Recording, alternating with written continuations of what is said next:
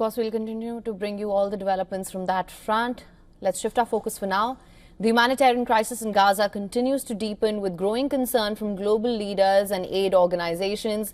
Gaza's Civil Defense Agency said that at least 22 Palestinians were killed on Friday, including 8 people who were reportedly waiting for food aid. Video released by the United Nations Office for the Coordination of Humanitarian Affairs shows a convoy crossing into Gaza with gunfire ricocheting just meters from a desperate crowd. It says that shots were fired by Israeli forces as a warning, narrowly missing people awaiting food assistance. The Israeli army denied deliberately firing at civilians and said it is reviewing the footage. Meanwhile, the U.S. President Donald Trump's special envoy, Steve Witkoff, visited a U.S.-backed Gaza Humanitarian Foundation site in Rafah. He promised a plan to deliver more food to Gaza and said that he would present a plan to President Trump as well. I spoke to Steve Witkoff. He had a great meeting with a lot of people, and the primary meeting was on food. And he also had some other conversations that I'll tell you about later. But he had a meeting on getting the people fed, and that's what we want.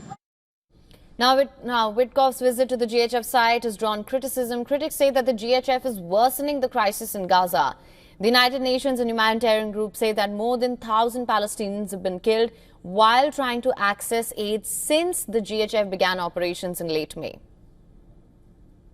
1 in 3 people in Gaza are going days without food, and the malnutrition indicator has exceeded the famine threshold, with global acute malnutrition now at over 16.5%. Today, more than 320,000 young children are at risk of acute malnutrition. Amid mounting global outrage and the risk of a famine looming over Gaza, countries are launching airdrops to deliver food to the war-battered territory. The Jordanian army carried out at least 7 airdrop operations, delivering nearly 57 tons of aid on Friday. Italy announced the first Italian airdrops could begin on the 9th of August. Spain, Britain and France have also contributed, working with regional partners to provide food and basic supplies from the air.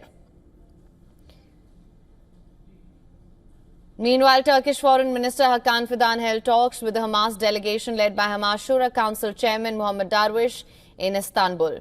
Turkey has been trying to broker peace between Israel and Hamas. In Sana'a, thousands of Yemeni protesters denounced the starvation of the people in the Gaza Strip. Among them was Houthi activist Zaid al-Rafiq, who condemned the crisis in Gaza and praised Gazans for their resilience and their patience.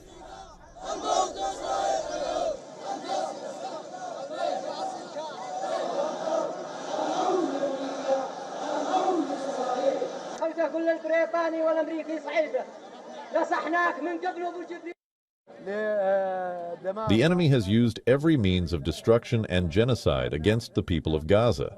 They have resorted to their last card, which is starvation, believing that this will force the people of Gaza to flee, abandon their land, and leave it to the occupying enemy.